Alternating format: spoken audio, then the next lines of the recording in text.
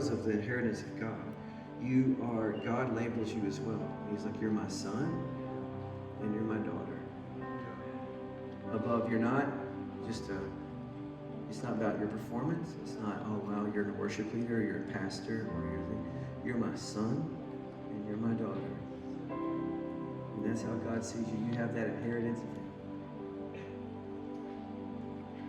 And so I would just love, you had A flat or A, where are you? Yeah, G's great. I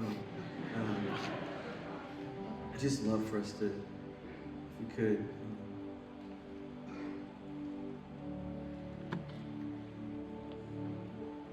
Oh, I've heard 1,000 stories of what they think you're like, but I've heard the tender whispers of love in the dead of night, and you tell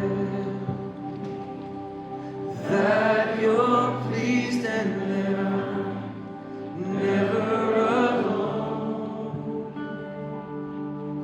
You're a good, good Father. It's who you are. It's who you are.